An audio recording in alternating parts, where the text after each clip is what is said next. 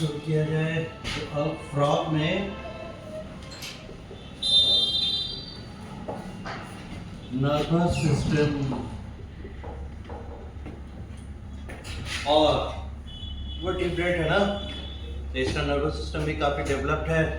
और देखें एम्फीबियंस में हम लोग को दिखाई पड़ता है कि brain, spinal cord all are there. Pieces से ज़्यादा डेवलपमेंट इसमें क्या नजर आता है? क्रेनियल नर्व्स, इसमें 10 जोड़े हैं, राइट। तो नर्वस सिस्टम सब डिवाइडेड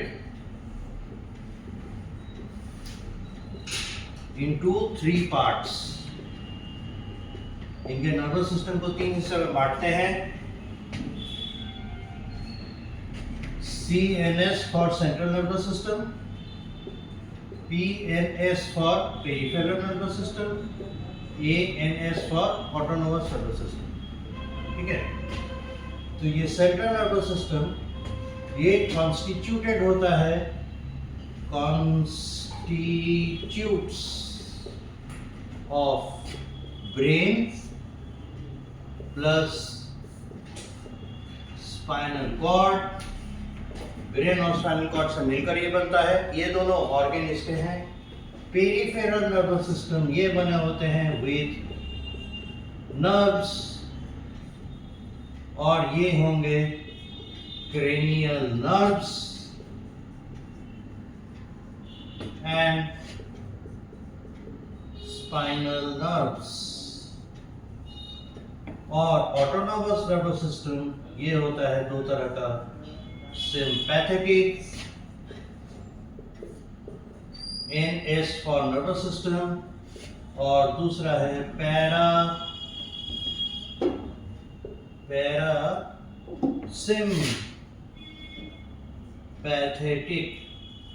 पैरासिम्पैथेटिक नर्वस सिस्टम। और ये दोनों कलेक्टिवली करते क्या है? Supply autonomous nerves to the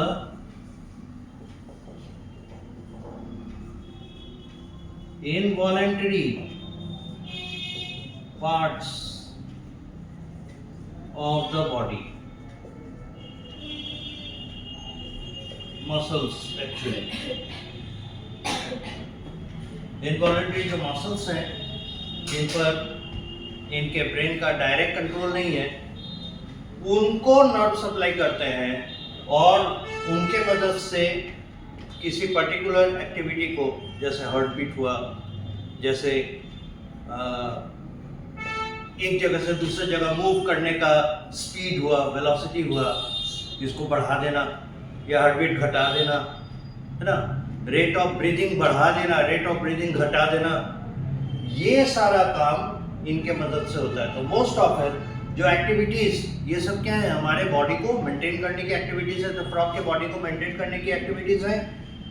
sympathetic nervous system most often क्या करता है? इन एक्टिविटीज को बढ़ाता है, और parasympathetic nervous system most often इनको घटाता है। ठीक है, इस तरीके से ये इनवॉलंटरी कंट्रोल के अंतर्गत रहता है। फ्रॉग चाहकर भी अपने हार्ट बीट को बढ़ा नहीं सकता, और फ्रॉग चाहकर भी अपने हार्ट बीट को घटा नहीं सकता। ये इसके कॉम्प्लेक्स सिस्टम के अंतर्गत है। वो डिसाइड करेगा कि अभी इसके हार्ट बीट को ज्यादा होना चाहिए या कम। जैसे दुश्मन इसको देख लिया, अब ये जान बचा के भाग रहा है, अब इस समय इसका हार्ट बीट अपने आप बढ़ेगा because of sympathetic nervous system. Now it has well fade, अच्छे से खा पी लिया, अब इसको आराम करने का मन है, इसी का पैरासिम्पैथेटिक नर्वस सिस्टम इसको रिलैक्स करेगा। ठीक है, ये डिसीजन लेता है इसका ब्रेन ही, लेकिन वो ब्रेन इसका वॉलंटरी एक्शन के कंट्रोल के बाहर। ठीक, हमारे भी ऐसे ही होते हैं। तो इसलिए इस मॉडल को आपको पढ़ाया जा रहा है ताकि आप समझ सकें कि ह्यूमन में कैसे मॉडल काम करता है। रहा सवाल peripheral nervous system, cranial nerve and spinal nerve का, तो ये क्या करते हैं? ये कंट्रोल करते हैं फॉर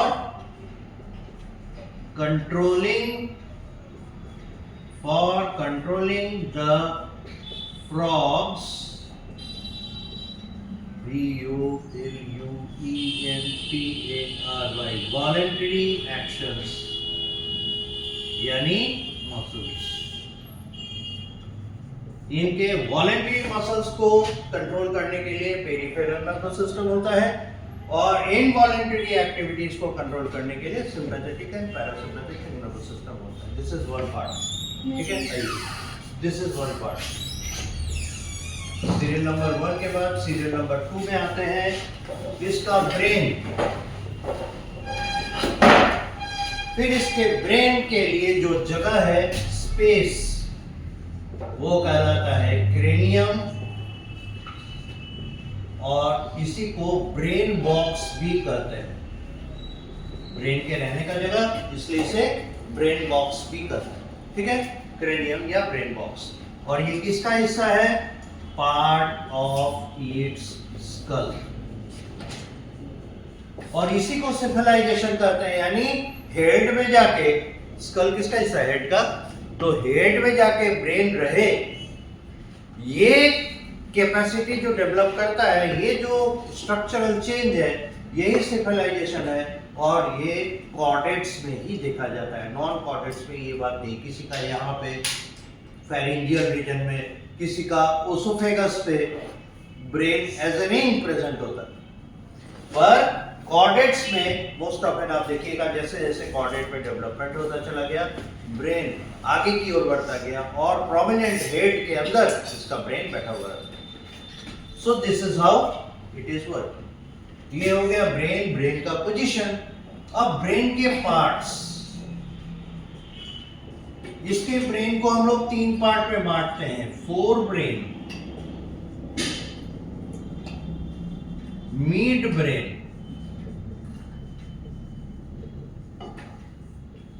हाइंड ब्रेन।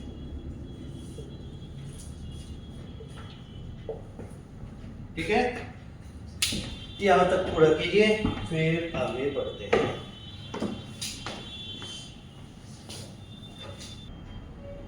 अब देखिए, इसलिए जो डाउट्स हो वो पूछते रहना चाहिए। इससे क्या होता है, आपका अंडरस्टैंडिंग इसके बारे में बढ़ेगा। पढ़ेंगे और सोचेंगे साथ ही साथ, तब आपका जो आप एनिमल क्लासिफिकेशन पढ़ रहे हैं, इसमें आपको सहूलियत हो। अब यहाँ तक हो गया। अब हम लोग इसके ब्रेन के पार्ट्स देख रहे थे, तो हम लोग को मिला कि ब्रेन सब डिवाइडेड है, fore brain, mid brain, hind brain में। अगर इसको हम लोग डायग्रामेटिकली शो करें तो मोर और लेस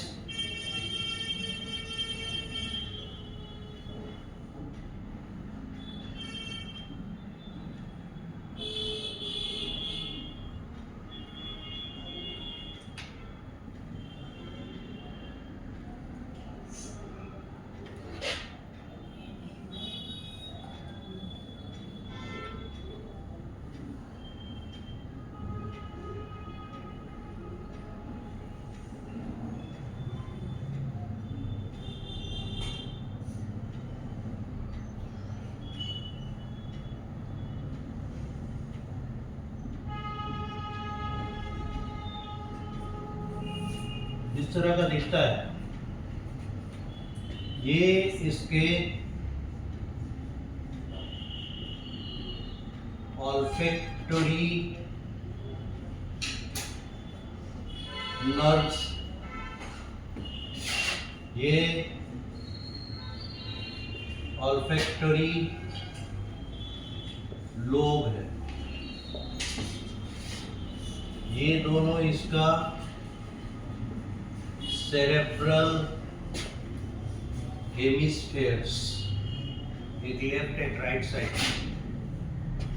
ये है ऑप्टिक लोब, ये है इसका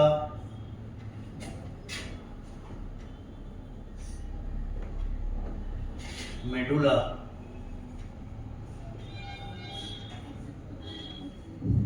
ऑब्लोंगाटा, और मेडुला अंत में कंटिन्यू कर जाता है किससे? तो स्पाइनल कॉर्ड से। ये है ये area, canal in the brain. इस जगह एक स्ट्रक्चर दिखाई पड़ता है ऐसे, और इधर भी एक प्रोमिनेंट स्ट्रक्चर रहता है। इसे हम लोग कहते हैं पोस्टीरियर कोरॉइड प्लेक्सस, और इसे कहते हैं anterior, sorry this is not anterior, this is cerebellum.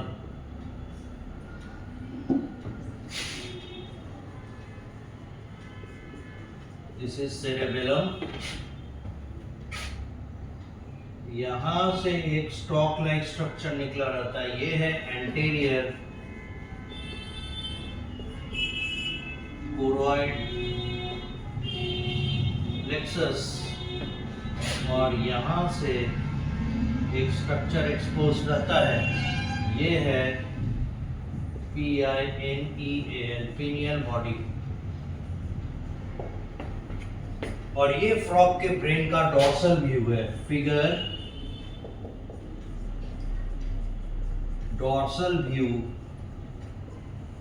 Of the brain of frog. अब यहाँ पे ये डायग्राम है यहाँ, ठीक है, बनाइएगा नहीं। और इस ब्रेन के जो पार्ट्स हैं इसको सब डिवाइड करें, तो आप अलग से फोर ब्रेन लिख के फिर उसका डिवीजन कीजिएगा, मिड ब्रेन लिख के फिर अगर है तो हाइंड ब्रेन लिखकर फिर इसके हैं। फोर ब्रेन में पाए जाते हैं olfactory lobe, two cerebral hemispheres, left and right,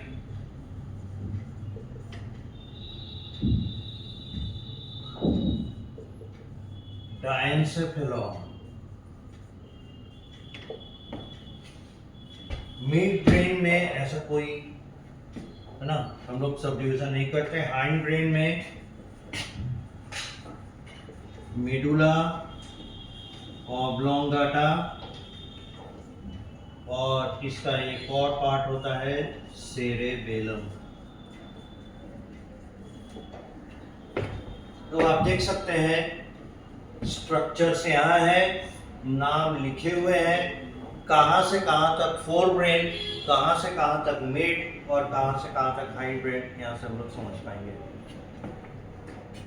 तो ये जो एरिया है फोर ब्रेन यहाँ आके दिख रहे हैं ना, ऑल्फैक्टरी, मिड ब्रेन में ऑप्टिक लोब,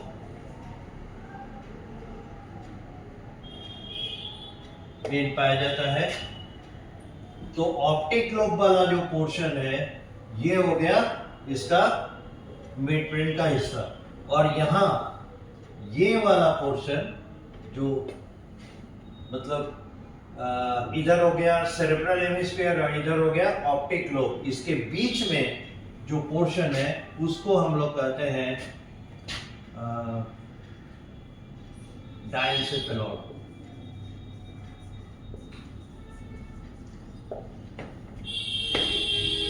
यानी मिड ब्रेन पूरी तरीके से फोर ब्रेन और हाइंड ब्रेन से कम्युनिकेटिंग कंडीशन में है, ठीक है।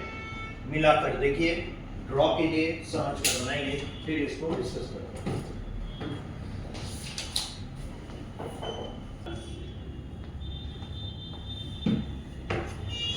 देखिए फोर ब्रेन में हम लोग क्या दिए हैं, ऑल्फैक्टरी लोब, ये ऑल्फैक्टरी लोब, और इससे जो ऑल्फैक्टरी नर्व निकला है ना, ये दिखा रहे हैं, ये है फर्स्ट क्रेनियल नर्व CN, और डॉर्सल सरफेस से यानी पीछे की तरफ से जब ब्रेन को देख रहे हैं तो हम लोग को पहला क्रेनियल नर्व दिखता है, और फिर सीरियल नंबर 5 से लेके 10 तक दिखता है।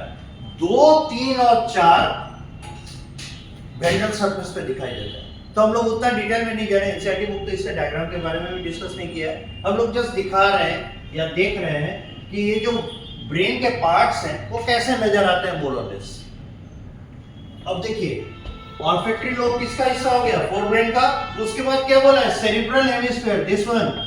तो अगर पीछे से किसी चीज को देख रहे हैं, जैसे आप हमको बैक से देखिएगा तो मेरा दाया आपका दाया होगा कि नहीं, अब मेरा ये बायां है तो आपका भी बायां होगा। तो इसीलिए ये R मतलब राइट और ये L मतलब लेफ्ट है, ठीक है। लेकिन डाइजेस्टिव सिस्टम को देखते हैं तो हम लोग सामने से देखते हैं, यानी वेंट्रल पोर्शन से देखते हैं। तो आप देखिएगा ह्यूमन का डाइजेस्टिव सिस्टम ऐसा आने के बाद ऐसे जे शेप स्टमक में जाता है ना, तो ये हम लोग किधर बना रहे हैं, राइट साइड में, लेकिन ये है एक्चुअली में लेफ्ट। तो गेट दिस पॉइंट, राइट। तो हम लोग डॉर्सल सरफेस से देख रहे हैं, इसीलिए हम लोग को जो राइट में है वो राइट दिखेगा, जो लेफ्ट में है वो लेफ्ट में दिखेगा। ओके, तो ये सेरेब्रल हेमिस्फीयर, ये दूसरा पार्ट, और यहाँ लिखा गया है दो, तो लेफ्ट और राइट दो है इसीलिए। तीसरे हिस्से में क्या लिखे हैं, डायंसेफेलॉन। तो सेरेब्रल हेमिस्फीयर के नीचे जो हिस्सा रहता है, जो पूरी तरीके से इधर नहीं दिख रहा, वो वेंट्रल व्यू से, फ्रंट व्यू से दिखेगा, है ना, वो है diencephalon. So in this way 3 parts of the forebrain are situated, ठीक है। इसी डायंसेफेलॉन में आगे की तरफ आपको एंटेरियर कोरॉइड प्लेक्सस दिखता है और एक पीनियल बॉडी नीचे की तरफ दिखाई देता है। पीनियल बॉडी दरअसल एक ऐसा स्ट्रक्चर है जो कि day night cycle, sleep and awake cycle को कंट्रोल करता है, ठीक है। और ये एक एंडोक्राइन ग्लैंड है, इससे हार्मोन निकलते हैं, उस हार्मोन के मदद से इसका बॉडी अपने आप को डे और नाइट के बीच में बैलेंस बनाता है, कंट्रोल करता है, और ये इफेक्टिव स्लीप लेता है, सोता है, ताकि इसका बॉडी एनर्जाइज हो सके, और फिर जगता है ताकि इसका मेटाबॉलिज्म फिर से फास्ट हो सके और जो भी इसका फूड रिक्वायरमेंट है वो पूरा हो सके। इस तरीके से इसका डे नाइट साइकिल इंपॉर्टेंट होता है। तो पीनियल बॉडी भी इसी से जुड़े रहते हैं, इसी के तरफ रहते हैं, और ये कहाँ दिखाई देगा, डायंसेफेलॉन के आसपास। Now the mid brain starts with, और यहाँ है पहला हिस्सा बड़ा सा दिखता है, 2 ऑप्टिक लोब। तो राइट वाला राइट ऑप्टिक लोब, लेफ्ट वाला लेफ्ट ऑप्टिक लोब, और इसके साथ ही, इसके साथ मतलब मिड ब्रेन में कॉर्ड लाइक नर्व्स होते हैं, सेरेब्रल क्यूरी कहते हैं, और वो क्या करते हैं, हाइंड ब्रेन से, हाइंड ब्रेन का हिस्सा देख रहे हैं ना, medulla oblongata and cerebellum, hindbrain से जो भी इंफॉर्मेशन आता है वो इसके मदद से यहां तक भेजता है, सेरेब्रल हेमिस्फीयर, ठीक है, जो कि सीट ऑफ कंट्रोल है। तो 3 हिस्से, पहला हो गया फोर ब्रेन में olfactory, cerebral hemisphere and diencephalon, midbrain, optic lobe plus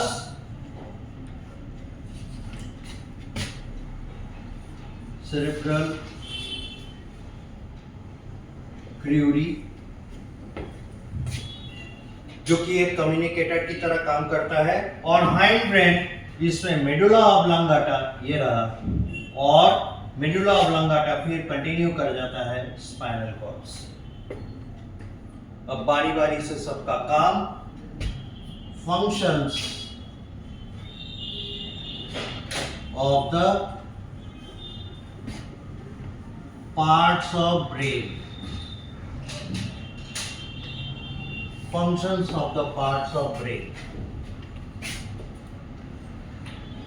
olfactory lobe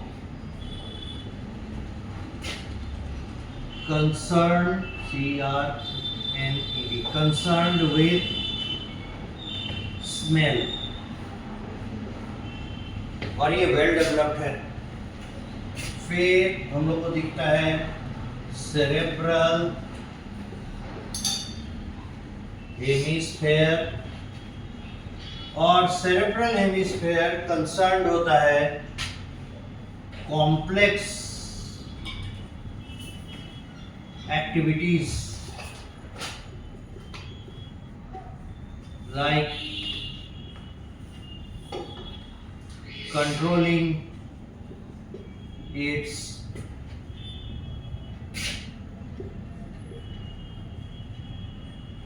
voluntary functions, etc. ये इतना भी डेवलप नहीं है कि ये प्लान कर सके, है ना, मेमोरी रख सके, वो उस तरह का नहीं है, लेकिन हाँ मोर और लेस फंक्शन तो करता है अच्छा सा. देन डायंसेमेलॉन,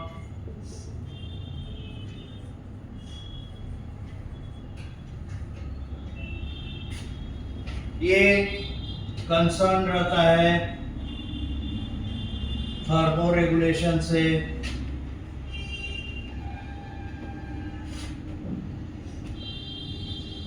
सॉल्ट बैलेंस से,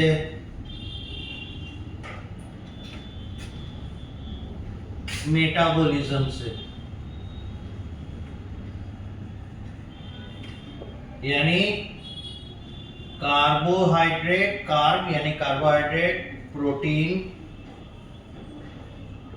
प्लस फैट्स, बैलेंस. फॉर्मेशन और ब्रेकडाउन के बीच में, है ना, एक इक्विलिब्रियम एस्टेब्लिश करता है कि कब इसे बढ़ाना है, इनके फॉर्मेशन रेट को, कब इन्हें घटाना है. तो घटाएगा तो कैसे, इसको यूज करेगा as a source of energy. ठीक है, इस तरीके से यहां तक नोट कीजिए. ये 4 ब्रेन के पार्ट्स हो गए और उनके फंक्शन.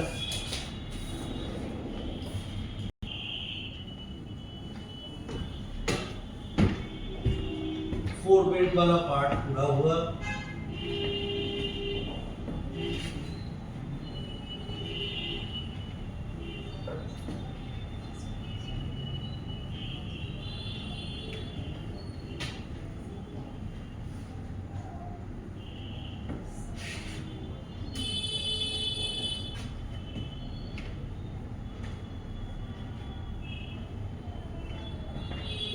नाम से ही पता चल रहा है. नेक्स्ट पार्ट ऑप्टिक लोब, ये कंट्रोल करता है, कंट्रोल्स विजन. और है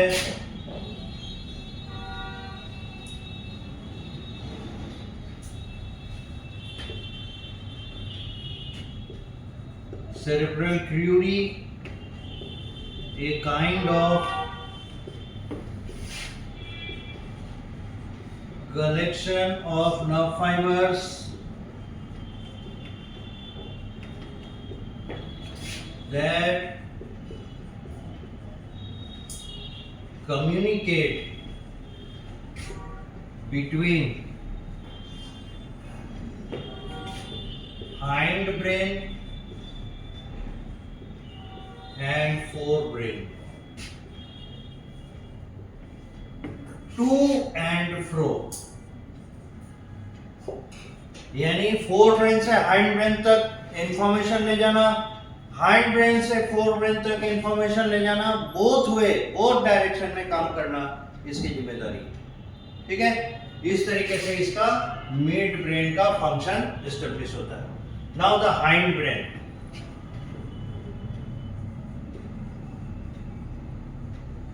और इसमें हम लोग देखे रखे हैं कौन कौन. Cerebellum,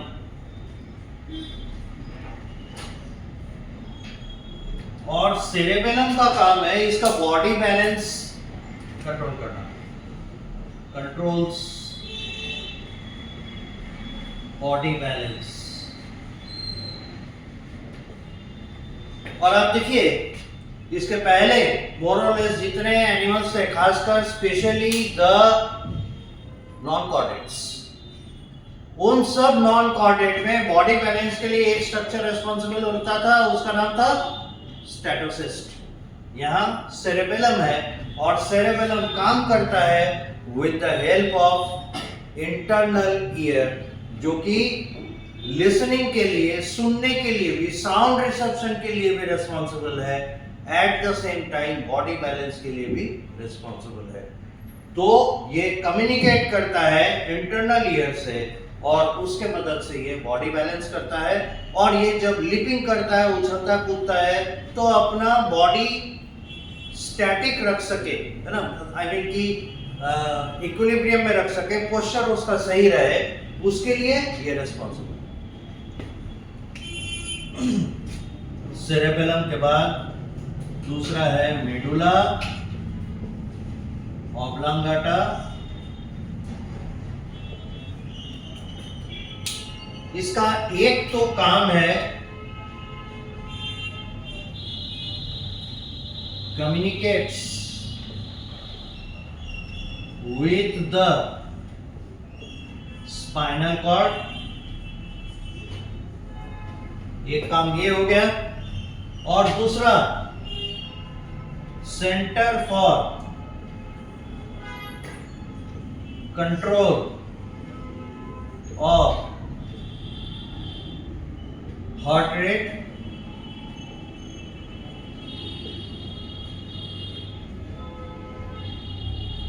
breathing rate etcetera. ये हो गया मिड ब्रेन का पार्ट और मिड ब्रेन के काम। यहां देख रहे हैं ऑल्फैक्टरी लोब और सेरेबेलम था, सेरेबेलम के ये काम।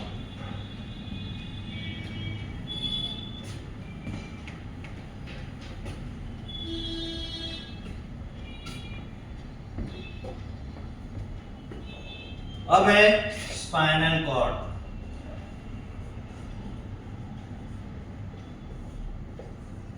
ये रिस्पॉन्सिबल है फॉर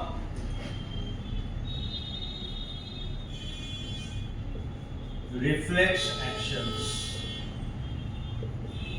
यानी सडनली अगर इसे किसी तरह का फंक्शन करना पड़े, जैसे इसके बगल से कुछ गुजर गया, है ना, इसे टेम्परेचर शॉक लगा, लो टेम्परेचर का, हाई टेम्परेचर का, या कुछ बॉडी में चुभ रहा है, तो अपने आप को प्रोटेक्ट करने के लिए इससे दूर जाना, ये रिफ्लेक्स के अंतर्गत आता है और इसके लिए रिस्पॉन्सिबल स्पाइनल कॉर्ड है। तो जो इमीडिएट एक्शंस लिए जाते हैं, रिएक्शन दिए जाते हैं, those are done, those are controlled by the spinal cord. इसका स्पाइनल कॉर्ड इसी के लिए बना, और ये देखिए हाइंड ब्रेन से रिलेटेड है।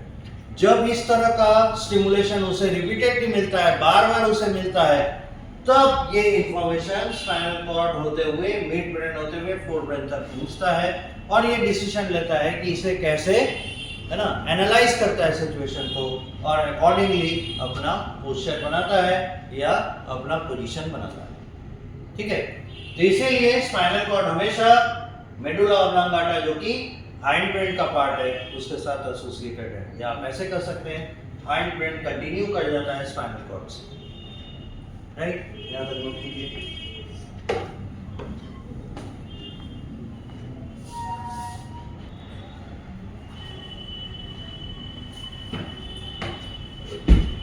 अब इसमें दो और स्ट्रक्चर दिखाई दे रहे हैं जिन्हें हम लोग को डिस्कस करना है, और उसमें से एक है कोरॉइड प्लेक्सस, जो कि एंटेरियर और पोस्टीरियर बन के खड़ा है, और दूसरा है पिनियल बॉडी। इसके बारे में थोड़ा हम लोग देखें।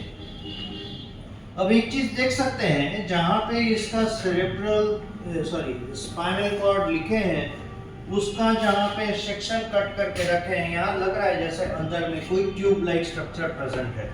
तो आप ये जान के रखिए, इसके ब्रेन के अंदर फ्लूइड रहने के लिए खाली जगह होता है, that is shown by this empty area. तो ये बाहर से एक कवर है, अंदर में फ्लूइड के लिए जगह होता है, और उस जगह को वेंट्रिकल कहा जाता है।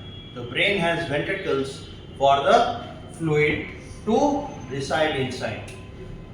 एनीवे, सो हमारे पास अब है anterior and posterior choroid plexus। ये पार्ट ऑफ नर्वस सिस्टम है, but of special type of nervous tissue that forms and secretes a fluid जिसे कहते हैं CSF, यानी cerebro spinal fluid, CSF, cerebrospinal fluid. ये करता क्या है? It forms a barrier between brain and blood. Anything from brain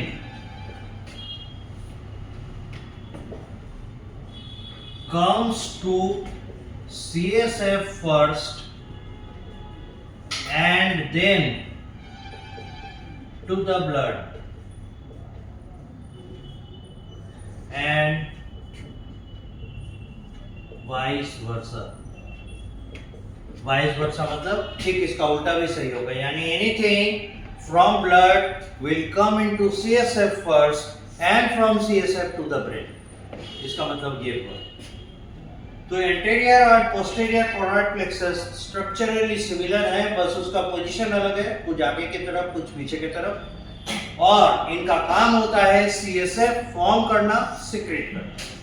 और ये CSF एक प्रोटेक्टिंग स्ट्रक्चर की तरह, प्रोटेक्टिंग फ्लूइड की तरह इसमें प्रेजेंट रहता है ब्रेन में, जो कि किसी भी चीज को ब्लड में से डायरेक्टली ब्रेन में आने नहीं देता, एक फिल्टर की तरह बैठा हुआ है। इससे फायदा क्या है? मान लेते हैं कोई पैथोजन ब्लड में किसी तरह से घुस गया, इंजरी हुआ तो पैथोजन घुस गया। अब अगर ब्लड का सर्कुलेशन तो ब्रेन को भी होता है, ठीक है, अगर ब्लड में से डायरेक्टली मटेरियल ब्रेन में आने लगे तब तो वो इंफेक्शन इसके ब्रेन में पहुंच जाएगा and it will destroy it. बहुत ही सेंसिटिव और इंपॉर्टेंट स्ट्रक्चर है, ये पूरे बॉडी को कंट्रोल कर रहा है। इसीलिए इससे पहले कि वो ब्रेन में आए उसे CSF से गुजरना पड़ता है। इसमें इसके इम्यून सेल्स होंगे जो कि उन्हें प्रिवेंट करेंगे वहां तक पहुंचने से। तो एक तरह से कह सकते हैं ये फिल्टर की तरह काम करता है, जो कि किसी भी चीज को ब्लड में से डायरेक्टली ब्रेन में जाने नहीं देता। लाइकवाइज ब्रेन से अगर कुछ भी सीक्रेट होगा, कुछ भी बाहर आएगा, it will come first into the brain, sorry CSF, and from CSF it will diffuse into the blood. इस तरीके से दोनों के बीच में एक बैरियर की तरह काम करता है, और इसीलिए यहाँ कहा गया barrier between brain and blood. और इसके लिए B3 टर्म यूज होता है, तीन बार B एंड B लिखे हैं, blood brain barrier, right. B3 कहते हैं इसको ब्लड ब्रेन बैरियर। तो ब्लड ब्रेन बैरियर की तरह सेरेब्रोस्पाइनल फ्लूइड काम करेगा, और इसको बनाने की जिम्मेदारी एंटीरियर और पोस्टीरियर कोरॉइड प्लेक्सस की।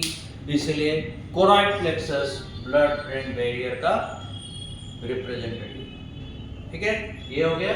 अब एक और रह गया, वो है कौन? इसका पेनियल बॉडी।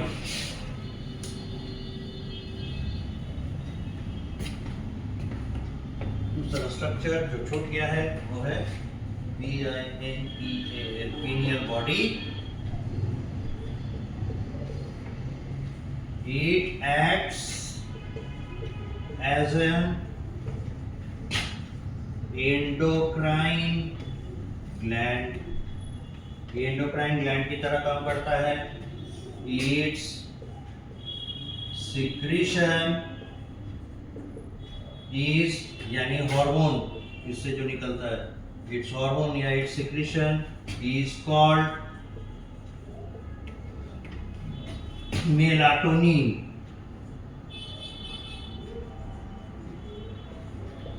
इसका हार्मोन मेलाटोनिन कहलाता है।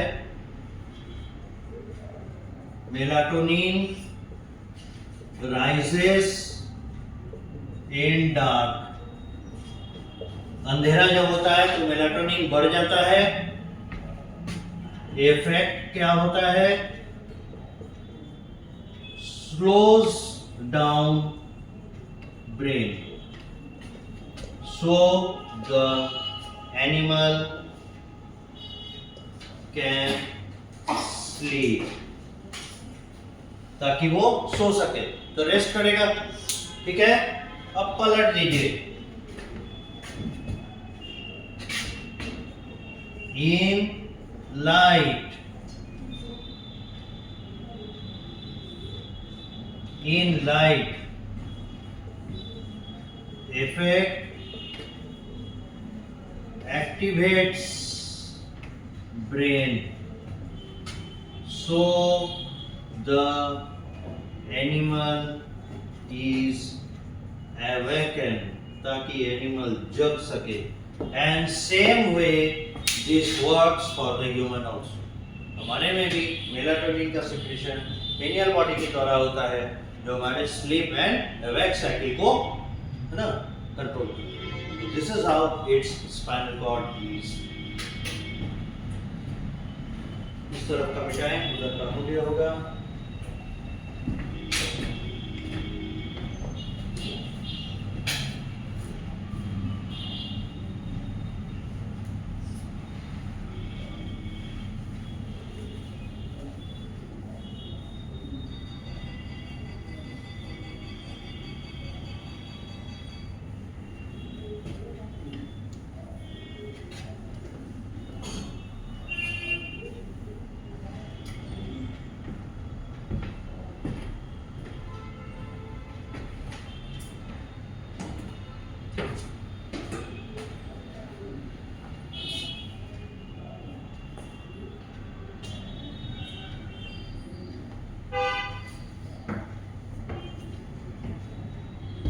मिटा सकते हैं ऊपर का।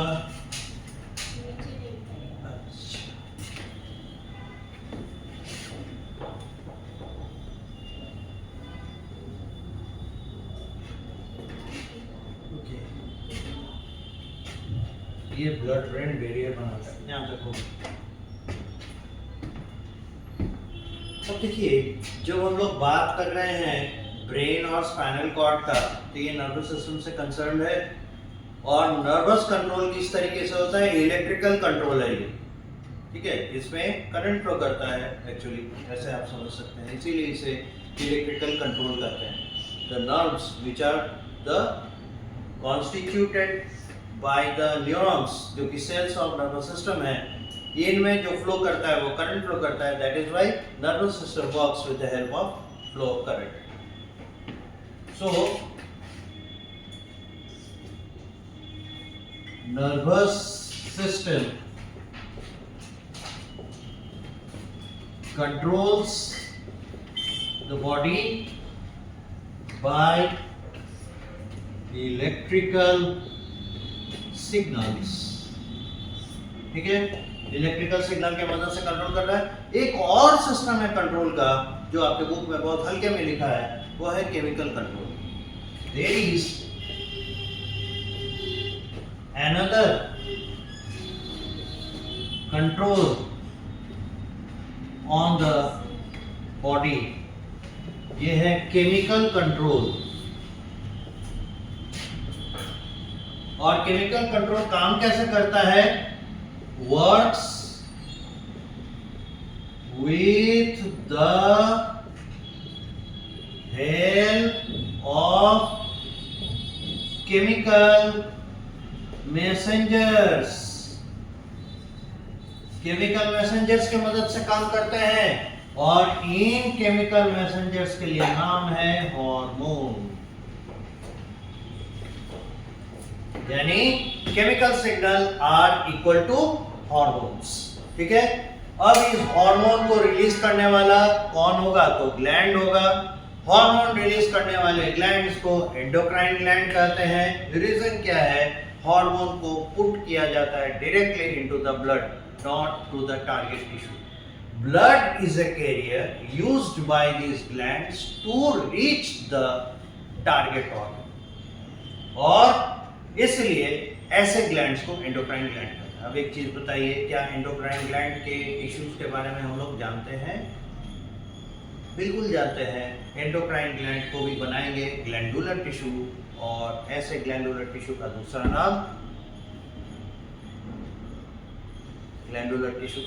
नाम क्यूबाइडल एपिथेलियम प्राइमरी.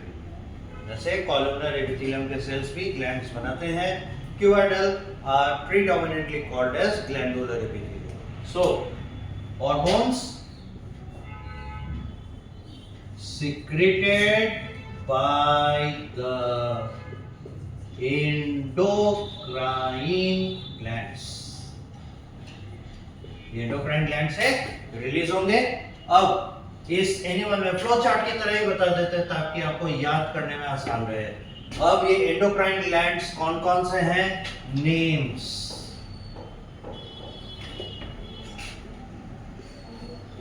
हाइपोथैलेमस,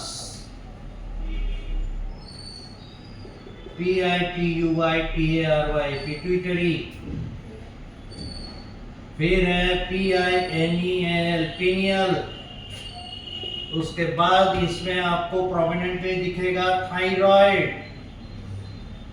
फिर दिखेगा पैराथायराइड. फिर दिखेगा एड्रिनल. फिर दिखेगा पैंक्रिएटिक आइलेट्स. ये पैंक्रियास का ही पार्ट है, पार्ट ऑफ पैंक्रियास.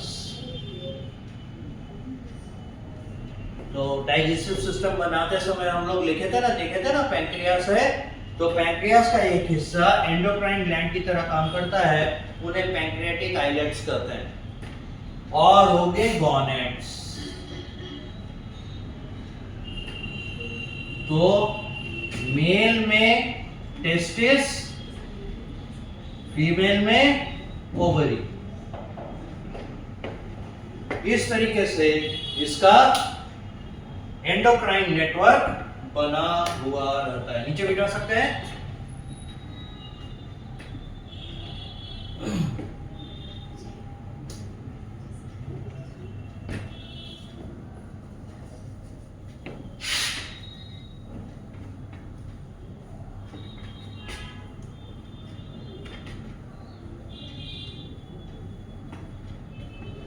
कुछ ग्लैंड्स की यूनिकनेस है, तो हम लोग उनको थोड़ा थोड़ा मेंशन करेंगे. Hypothalamus controls the PITUITARY pituitary gland. Hypothalamus control करता है पिट्यूटरी ग्लैंड.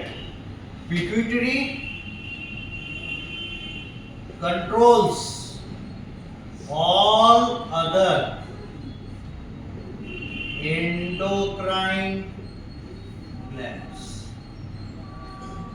और हाइपोथैलेमस जो है ये पार्ट ऑफ फोर ब्रेन होता है. आप बोलिएगा सर दिखाए तो नहीं, फोर ब्रेन में हाइपोथैलेमस को ऑफ DIENCEPHALON डायनसेफेलॉन का पार्ट है ये हाइपोथैलेमस. और डायनसेफेलॉन तो बना है फोर ब्रेन में, है ना. तो उसी का एक पार्ट है हाइपोथैलेमस. तो ब्रेन का भी काम करता है हाइपोथैलेमस, और एंडोक्राइन ग्लैंड को भी कंट्रोल करने का काम करता है. तो कौन से एंडोक्राइन ग्लैंड? पिट्यूटरी. और पिट्यूटरी का काम है बाकी सभी ग्लैंड्स को कंट्रोल करना. ठीक है. तो ये मास्टर ग्लैंड हो गया पिट्यूटरी, और ये हो गया मास्टर ऑफ मास्टर ग्लैंड.